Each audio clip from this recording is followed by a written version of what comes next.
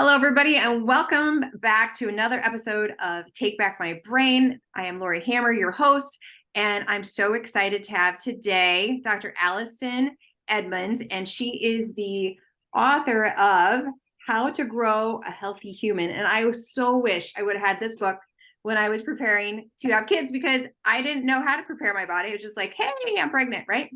So we're going to go into how you as a mom are the environment for your child and toxicity and inflammation and fertility. So this is going to be a fantastic episode. Make sure you watch the whole thing. We're going to have awesome show notes for you that are going to link to the book and some videos and lots of resources that Allison has available. So welcome, Allison, and thank you so much for coming. Thank you. Yay. So Allison is a treat. She's bubbles over with joy, and she's a fantastic mom. She's a chiropractor. And so let's talk about how to grow a healthy human. So Allison, why did you write this book? So it started with my husband went on a camping trip and he went out of town, and I said, hey, I found this seminar in Atlanta. I think I'm going to go check it out. It was a Health Centers of the Future seminar. And this was actually right before they launched any of the TCD stuff. So, oh man. So what is it, 7 or 8 years ago, somewhere around there? Yeah. Yeah. And they started talking about toxicity and metals and how you pass those things down. And we were in practice at the time. And I had gone through my own journey of getting my amalgam fillings out and gone, through several health things, ups and downs.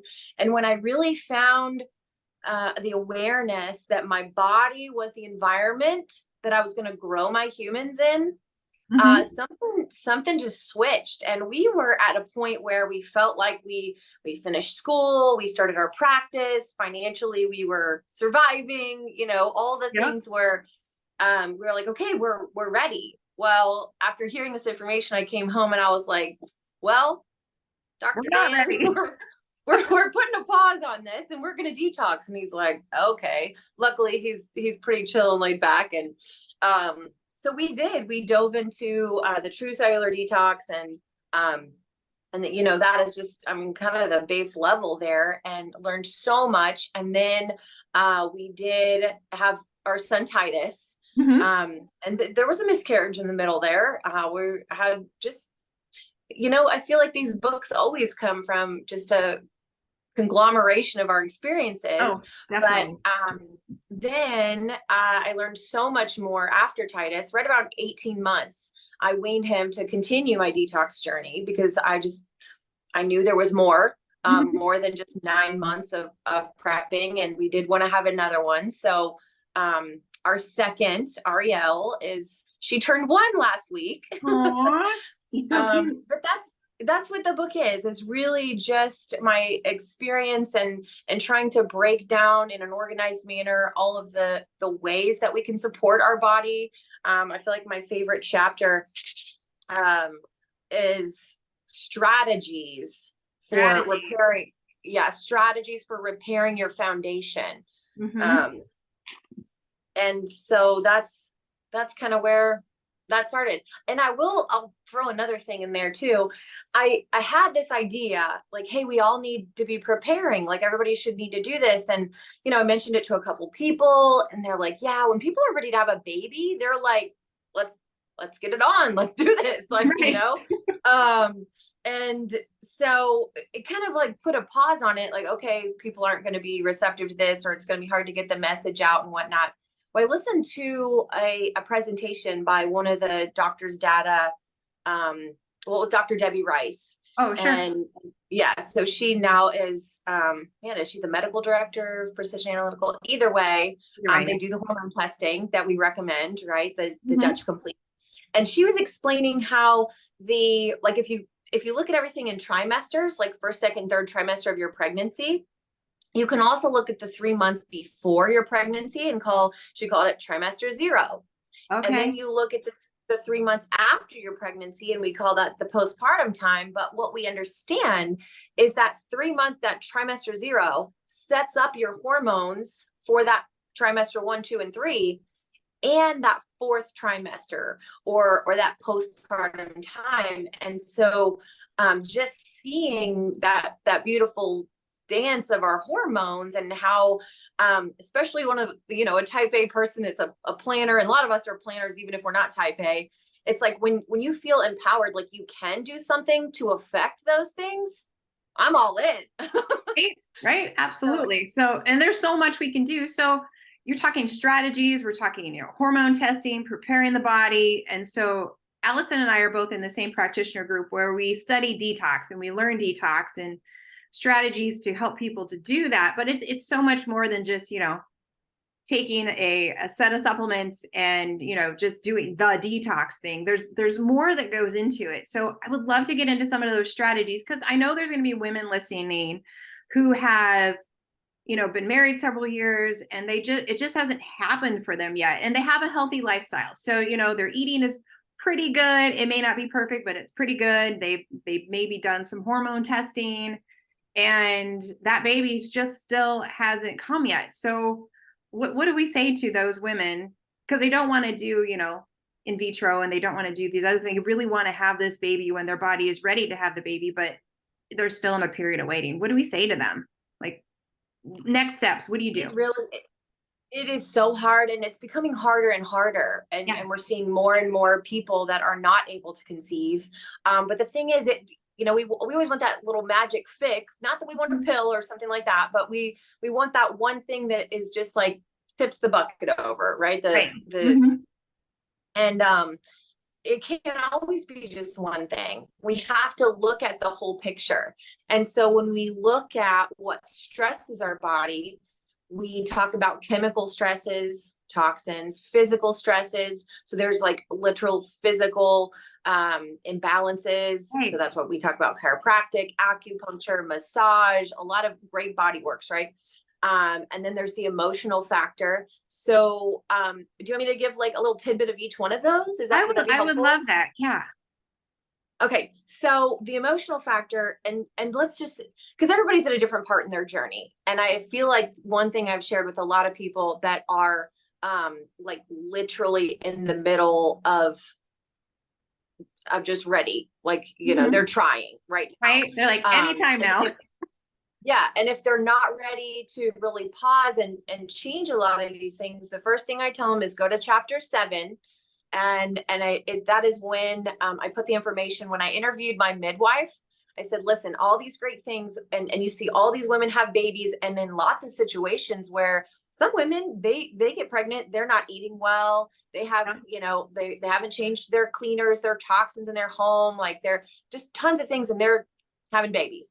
And so I said, what do you feel like is the most important thing? And she said, well, really it's 2 things. She said, it's joy and gratitude. Wow. She said, someone just needs to get in that emotional state. So we understand our emotions have frequencies. Mm-hmm. And when your body is able to vibrate at joy and gratitude at those levels, that's a high vibration. Yeah.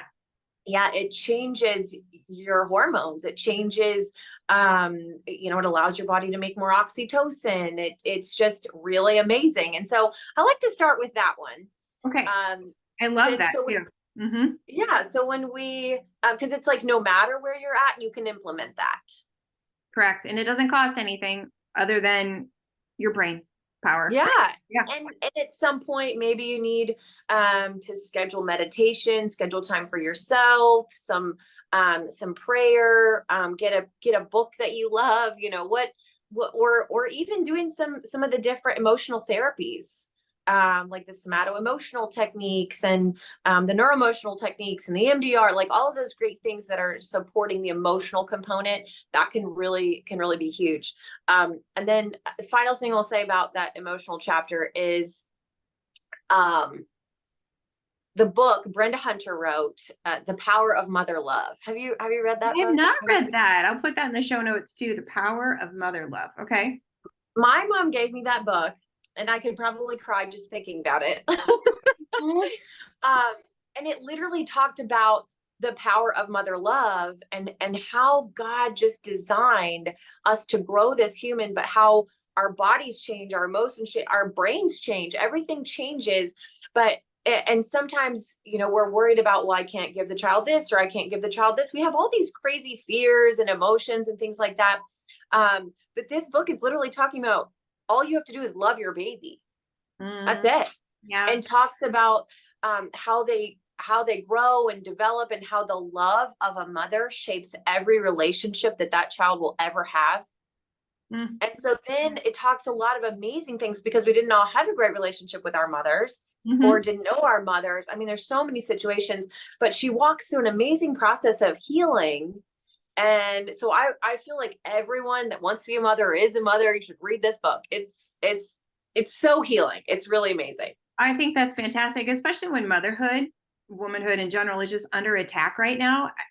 That's so key in this whole big world of thing, because we're so much more than birthing people. We are mothers, and we have so much love. We're designed to be totally different than the father. And we actually, carry that human in the physical environment, but it's in that emotional environment and spiritual environment too, that's so connected. I mean, they're just part of our being.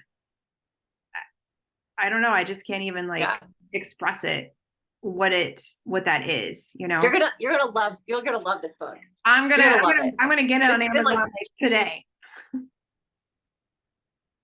Pick a few chapters, start at the, it's good.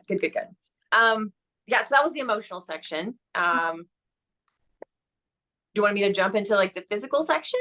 Yeah, because another thing, let's just pause for the emotional piece a minute, yeah. Because you're talking about your midwife said, gratitude and joy. And when you're in the throes of, in this period of waiting to have a baby, I think that's probably the hardest thing to do, because you get so frustrated because you're seeing all these unhealthy people, having babies, or, they're not in the right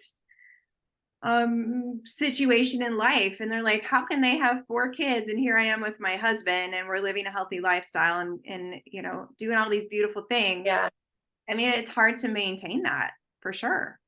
So the other thing is, I think it's maybe a good time to share is, when I was launching the book, I was having a miscarriage.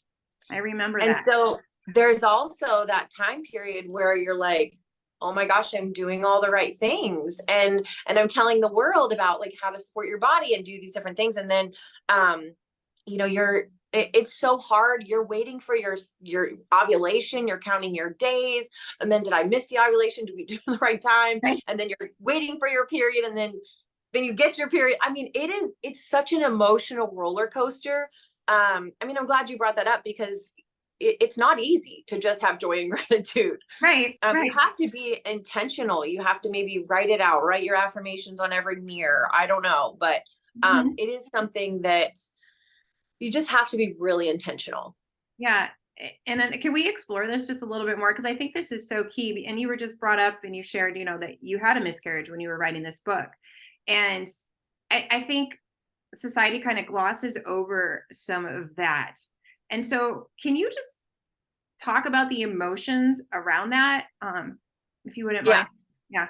Well, so I've had a couple. I had one right before Titus, and it was extremely painful. I had cramped 2 weeks prior.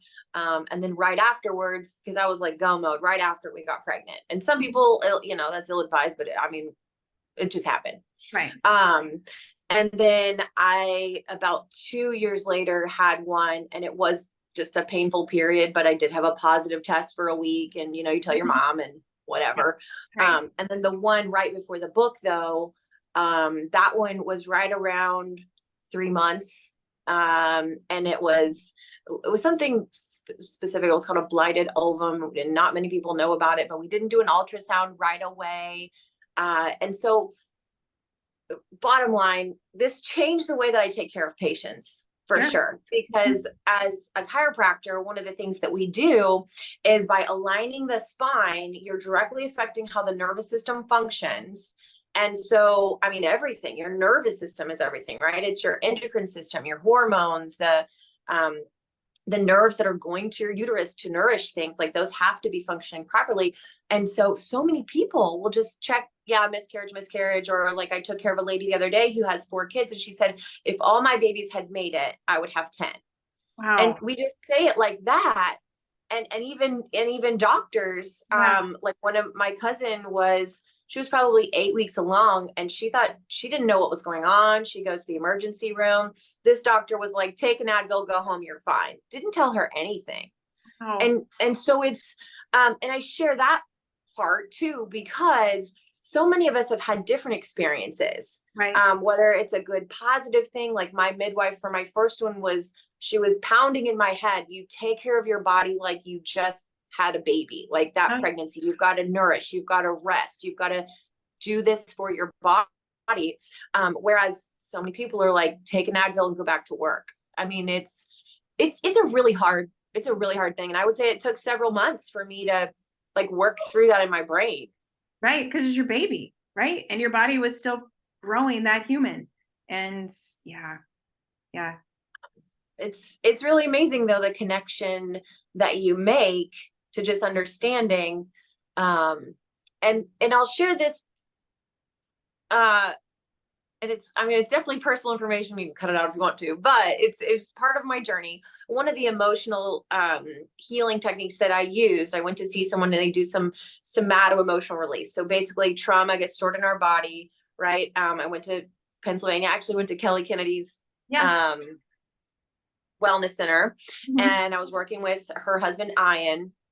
And it was right after the third miscarriage, before I got pregnant with Ariel. And he told me to say out loud, he said, say that I'm okay bringing another human into this world. Mm, Dude, I couldn't say it out loud. I couldn't choke it out. I couldn't. And so we did some different things, and we talked about that. But he's like, you're not in a position. I mean, how many of us have been so frustrated for the last couple years about what's going on in the world and our school right. systems, and look how sick our kids are. And that's again right where this book started, was our kids are sick. Let's rewind, like let's go back a step, and what can we do here? But I mean, we worked through a couple things, and then finally I could say out loud, I'm ready to bring a human into this world. And I don't know, he just talked about how then I was ready, and a month later I was pregnant. Right. Right. So I don't know. It's so key, right? So your mind has to Yeah. be in the right mindset, because we do have so many different fears, and fears inhibit healing, and fears inhibit, bringing anything to life, whether it's a human in our body, or if it's a business idea, or the next step in our marriage, or whatever it might be, that fear blocks so many things. So that's an amazing story, Allison. Yeah. Wow. And we have little Ariel, and she's just beautiful. So, okay, so we She's a talked little about, firecracker. That's what we're yeah, ready. well, she's got you for mom. Of course she's going to be a firecracker. You got what you are, right? Uh, for sure. So let's move on. Let's talk, because we're talking about the emotional. So let's talk about, the next component, the physical piece. Well, yeah, the physical piece, like I tapped on just a second ago about your nervous system being the number one thing that controls and runs your whole body. We focus on that. And the best place to take care of your nervous system is by adjusting your spine. Mm-hmm. And so there are lots of chiropractors, lots of different techniques and the way that we practice. And some of them are certified in something called Webster technique. Now, you don't have to have a Webster certified chiropractor, but specifically, when you get pregnant, they're honing in on that alignment of your pelvis and how the uterus sits in the pelvis, and it's connected by ligaments. It's a beautiful thing. It's a beautiful thing before, during, and after. And Okay. so that was really my number one thing. I mean, that's one of my greatest passions too, and what I've studied and what my expertise is in. So that was really the first thing I said, if you're going to put these physical strategies into place. Mm-hmm. I talked about craniosacral work, and how balancing that craniosacral system and that CSF fluid that bathes your brain stem and your spinal cord and your nerves, and how that can balance your body. It can help you release emotional trauma. I mean, craniosacral work is so amazing. Can you expand on that a little bit? Kind of, you gave a brief overview, but what more in depth is cranial sacral work? So, a massage therapist, a chiropractor, DOs, sometimes those are typically the people that are trained in the craniosacral work. Mhm. Sometimes start with massage school. It is a specialty, like it's additional um, workshops, seminars, certifications, things like that. Mhm. But it's such a light touch and Okay. balancing. We think our skull is fused, but it's not. It's Mhm. it's moving, and thoughts, traumas, toxins, all of those things can affect the way those things are. I know me personally, I can be stressed to the max, have a craniosacral session. I walk out of the room like, I got this. I feel Right. myself. I feel myself again. um so that it's really amazing. It's really amazing too, because if you've got young moms, and there's a lot of awareness about the lip and tongue ties and Mhm. latching properly. My mom is now semi retired. She's our craniosacral therapist. Okay. So when I went to chiropractic school, she went to massage school, and we've worked together ever since. It's That's really great. amazing. um Amazing. yeah, but so she's retired from adults, and all she does is take care of babies, Oh, because that craniosacral work and aligning the palate and the jaw and their little tiny skull bones is just amazing for latching, sucking, sleeping, resting, pooping, all the great things. right, right. I love it. Okay. What else?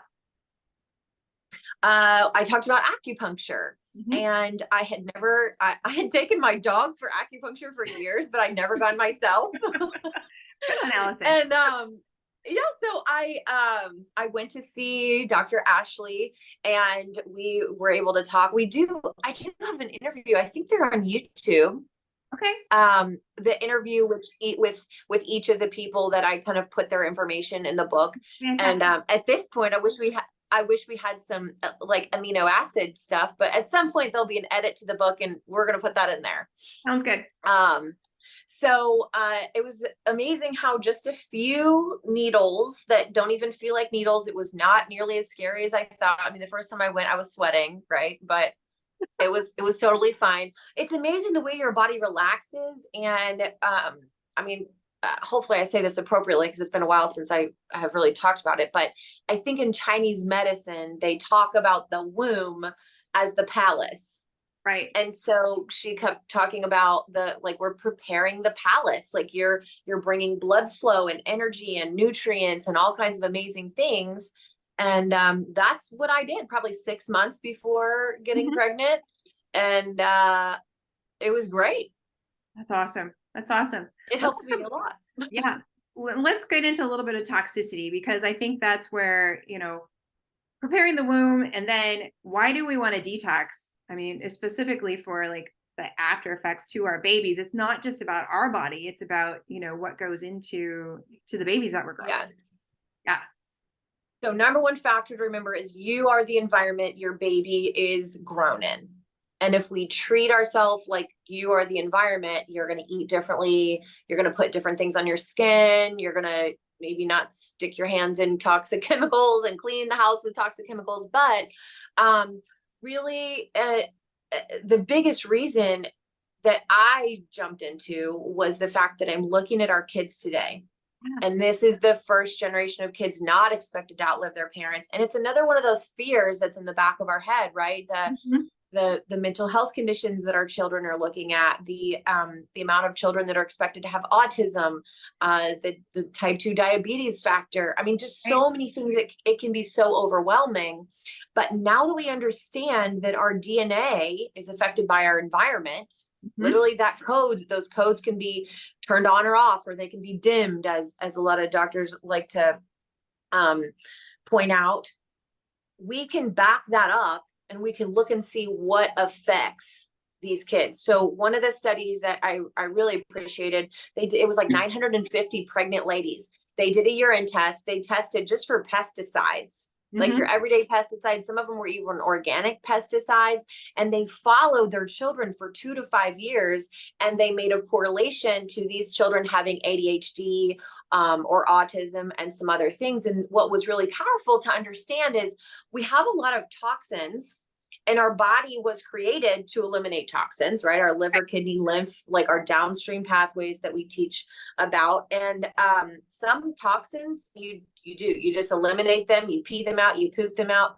but they do their damage on the way in and through your body. Right. And so pesticides are one of those.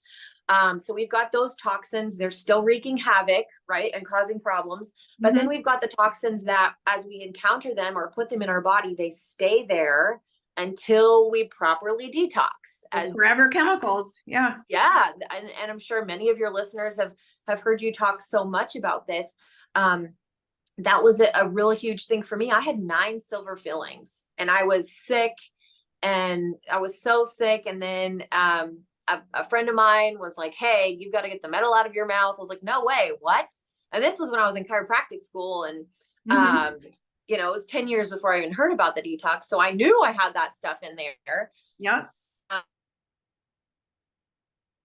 And then I'll have to be honest, like starting the detox was really hard. And this was the true cellular detox that I went through that I'm sure you talk about. It was hard for me because I had so many toxins. Right. But you pass them for 4 generations. So let's get them out. Let's get them out so we're not passing all those things down. And I think, most people are like, oh, it's fine. But to really understand that when we're pregnant, a lot of bone breaks down, a lot of things are broken down, and then they're released, and our baby who's growing in our body absorbs that. Correct? Yeah. So, and maybe we can post a link to that environmental working group, that video about the 10 Americans. Do you want me to briefly share about that, or? Yeah, go ahead and briefly share it, and I'll put that video down in the show notes. Okay. So the environmental working group did a study on 10 Americans, and they found this randomly across our country, right? They found 287 toxic chemicals. And many of those are known to cause cancer. Some of them had been banned for 30 years. I mean, this list of chemicals was fire retardants, just the craziest things you would never even think of. And the only thing that the 10 humans had in common was that they were all still in the womb. So they extracted the cord blood and did this study. And they said, if our babies have 287 chemicals in them. And isn't it like 210 of them were the banned ones? Like they hadn't been around for like 30 or 40 years, something like that. I mean, it was an astronomical amount of what they tested. It was ridiculous. Yeah. So, I mean, that just creates the awareness that, hey, if they were banned for 30 years and I'm less than 30 having a baby, that came from my mom, right? My mom to me, to the baby. And it's, again, if you don't have the proper binders, the proper resources and techniques to detox those things properly, that's what we do. We pass them along. Right. And we talk about, you and I talk about, that toxicity bucket, right? And so our babies are already born with this huge load in their toxicity bucket. And some of them are already spilling over, they're born with autoimmune issues. They're born with, birth defects or cancers even, babies that are born with cancers, they start growing cancer in the womb. Why is that? And it all goes back to toxicity. It all goes back to these chemicals. And so to prepare our children for a better life later, which I would have wished I would have known that, when I had my kids, because I didn't start understanding this whole detox process until after I'd given birth to both of my kiddos. And, and I can see the difference between my firstborn, who pretty much, I'm sure, has a lot more toxicity than my secondborn, because we just, incrementally got healthier 8 years later when I finally had her. So, I mean, just setting up these kids in the womb I think it's a hard concept to grasp, right? Yeah. So maybe we can touch back on the toxic buckets, because I feel like we talk about it so often, it seems so familiar. But one of my staff the other day was like, what are you talking about with this bucket thing? Like, what? Okay, yeah. So let's go back to the bucket. So one thing that we try to explain, and this kind of, I feel like this answers a lot of questions for people, whether they're trying to conceive, but maybe they have 2 or 3 other kids and they're working through these things in their brain, like, and they've maybe even noticed, hey, after this car accident, all these things started happening with my kid, or after this vaccine, all these things started happening. And after, the list goes on and on. But so what we're literally talking about is pretend every cell is a bucket. And you, again, just what we talked about, you're born with things. So the bucket starts to fill up. And then there's pesticides on your vegetables, even in baby food, right? There was arsenic in the rice, for crying out loud. And then there's toxins in our cleaners, or maybe they go to daycare, or maybe grandma's house has mold, or whatever the case, but the bucket just keeps filling up. And so our children now, because we're living in the most toxic generation living to man, our children are being born where their buckets are almost completely full.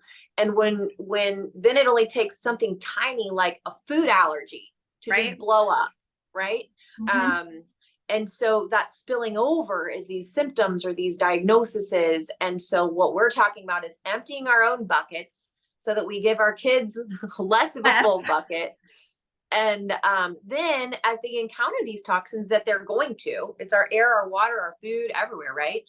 They're going to encounter them. So you enable their body to be able to handle those toxins, because we were built to eliminate toxins.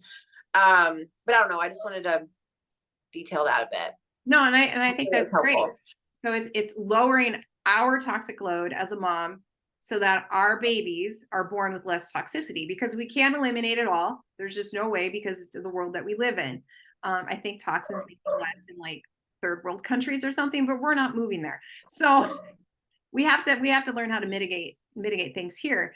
And I love that point. So I love the bucket analogy. Have you ran the environmental toxin test on anyone? Yeah. So I ran it while I was writing the book. I ran it on Titus, and he was 2. So he's still potty training at that point. And so, dump it out of the little potty, send it in. I mean, I did it so that I would have an awareness of maybe what we're being exposed to, but also it's like there were phthalates, there was some glyphosate, there were, a lot of the things that we try very hard to avoid. So at some point I would be detoxing Titus too, and Ariel, like down the road. But I just wanted to, I don't know, bring that up, because, if people are just diving into this, it's a great place to start too. Right. Yeah. To do a toxicity test. Absolutely. Yeah. On you and your kid, right? Yep. All the kids. I mean, this was a great opportunity. A real close friend of mine has teenage girls, and some of the products that they're using, it smells good, and this is exciting, and this is what my friends are using. Well, we ran the toxicity test, and the parabens were really high. And we talked about parabens and breast cancers and your endocrine system. Well, I'm so proud of these girls. They downloaded an app, like a clean app, that Think Dirty or Yucca or something like that. They went home, they scanned everything, they threw their stuff away. I was like, so proud. I know. Because we just don't know until we're educated, right? Yeah. So at any point, it doesn't matter if you're trying to conceive. I feel like that's an amazing thing. So yeah. So let's talk a little bit about phthalates and those types of things that block those endocrine receptor sites on the cells. Like that might be one of the reasons why you're not conceiving, right? Yes. So I really want to remember the statistic, but the Environmental Working Group also talked about the BPAs and other plastics, and how they have decreased the sperm count by 50%. Say that again. So the plastics, the BPAs, they've decreased the sperm count by almost 50%. 50%. Yeah. So it's not just us women preparing our bodies, it's the men too. Yes, 100%. And that's something where so often as a woman, you take on the responsibility. And then when you haven't conceived in an appropriate time that you think is, good, man, we go straight to the F word, right? Like failure. It's like, I'm failing. There's something wrong with my body. And then we start getting into this cycle. But number one, it might not all be your fault. So the toxicity journey and eliminating those, it'd be so amazing to do these things together. Because the other thing is, as you're going through, and whether you're using the book as a little step-by-step, or you've got, like, maybe Laurie is coaching you, to do those things together is to set your household up to raise healthy children. Right. Like, it doesn't stop there. It's a process. Even with the 5-year-old, I'm still teaching him right now. Okay. All of your friends are, because people are eating these things, we're not going to eat those things, and teaching him why. But yeah, And that's really hard That's because fun. they do see that. I remember when Karina, who's now 16, when she was little, she's like, when I'm 16, I'm eating wheat. And, and now she's 16 and she like would never eat it. She knows how bad she feels and she understands the GMO and the glyphosate and all those things. So it's just an educational process. Like she was just mad because her cousins were eating things that I'm like, no, we don't eat that. She's like, when I'm 16, I'm eating wheat. But I mean, yeah, we had a little situation. We got back from the vacation with our family, and for 3 days, Titus had a really bad stomach ache. And I'm like, this is an excellent opportunity to understand. Wasn't so fun, but oh, I know they learn and then they sponge off of everything that we tell them and they hear us talking about it. So it's a process of teaching our kids and just teaching our husbands. Like my husband didn't come into this. I came into this like with the healthiest grocery card in the county, right? And I married my husband and he was drinking Mountain Dew, eating Oreos and lunch meat. And so it's a process. It's a process. yeah, Oh, for sure. yeah. And we talk about hormone testing and stuff and the male and the process. And I've been able to do a couple of different couples, and test there. We have a Dutch test that I know that you use as well. It's a hydrated urine test. And to see, the female and to see the male and like the female's hormones look pretty good. And so she's like, oh, great. Like I have a fertility picture. And then you look at the male and it's like, maybe they're low testosterone, or you can see like maybe their estrogens are high. And we have to go back to that toxicity piece then. So why would a male who has a healthy lifestyle, who eats well, exercises, etc., why would their testosterone be tanked and their estrogens be a little higher? Or maybe they have basically no hormone profile, which is weird for a 25-year-old, right? And then we have to go back to toxicity. So if that male's not detoxing as well, it has to be this whole picture of health, like you're talking about. Like it has to come from both sides in order to have the most optimal baby in this whole process. Yeah, it really does. And I mean, one thing that I know you have seen, and so many of our doctors that we study with are, it's so hard to see a healthy hormone picture if they have not pulled out heavy metals. Right? Yeah. It's just, and it's shifting because as the generations are progressing, each one of the generations has had more vaccinations as a child, their buckets are fuller, all of those things. So I feel like that's been a huge component. Like, hey, I've done all these things, and you also get to this point like I've tried everything, right? Mm-hmm. So jumping into something that I think is going to take me 6 to 12 months is not always, I don't know, you don't always feel great about it, You're like, there's another delay. Why would I do this? I just want to have it feels like it's holding you back or something like that. But I would encourage people, no matter where you're at in your journey, you can pause it, get those heavy metals, out as much as we can, support your body into a good place. Then as a couple, when your body's in a healthier position, you guys can talk about what that new timeline might look like. Right. Because it's worth it in the end because it sets your baby up for, how healthy they are when they're a year, 5 years, 15, 20 years down the road, for sure. So they have to have that long-term picture. So a short-term sacrifice for a long-term gain. And, we talk about in so many areas of our life. Yeah. And I will say this too, because as soon as you're over 35, you're like, oh, high risk. And they call you a geriatric pregnancy and all of that shenanigans. I mean, we have this idea that we have to have babies in our 20s, but I know that I have so much more wisdom in my 30s. I mean, I'm actually going to turn 40 this year and I'll be nursing a baby and I'm fine with it. Right. And it's beautiful. It is. So, if people are thinking about their timeline and their clock is ticking and things like that, remember that our medical system just doesn't have an appreciation for really sometimes how God just created our body innately, and how, women for centuries and centuries were having babies into their 40s and 50s. So, I don't know, for all you youngins out there, don't let that geriatric pregnancy thing scare you, because it's all fine.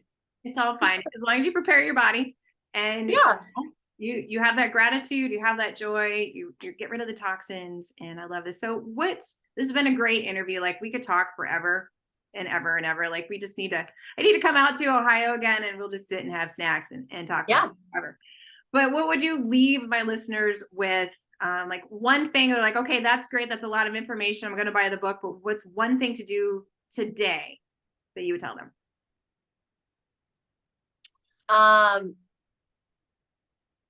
my number one thing is to just pray, like to have a conversation. I mean, my relationship with the Lord is something I feel like he leads me, he guides me. When I ask for something, I know that he's going to give me answers, whether it's in my sleep that night, or if it's not for another year and a half. I don't know. Right. But I really, and whatever, I know a lot of people, maybe they don't pray, or maybe they have different ideas of that, but so that's just my personal thing. I always just start with that. And then I feel like he puts the right people in the right place at the right time. And it unfolds. I love seeing that as a practitioner too. They were like, hey, I was thinking about this, and this. And then, my friend told me about you. And then I accidentally heard your, I don't know, video or something. It's things do happen for a reason. And we always joke about how it's such a small world. But I feel like when you're receptive to that next step, you're going to feel it in your spirit. Right. Yeah, absolutely. There's going to be a lot of clarity, and then you just move forward. Just be Yeah. obedient to what they're saying, right? So what the Lord's saying. Yeah. Just be obedient. And then I feel like you can use the word confident, because Right. it's so hard to jump into a commitment with a practitioner, a detox, or testing, or or even talking to your husband about something if he's maybe not receptive about a lot of these things. But that's what I do. I center myself. I pray about it. God gives me a word. We're doing it, confidently going forward. Yeah. And then maybe just map out your priorities, and it will just go from there. Yeah, I love it. Allison, thank you. Thank you. Thank you so much. I find this very encouraging. I mean, I'm not having any more babies, but if I could, like, this would be so amazing. Just to go through this process with a different mindset and different knowledge. So I hope this is empowering a lot of those women out there who are trying to conceive, have conceived, and like what the next steps are. So thank you all for listening. Thank you, Allison, for being here. It's been a blessing. Thank you. We'll have Thank to do you. it again. Yeah, for sure. Awesome. Well, I will see you all in the next episode. Have a blessed day.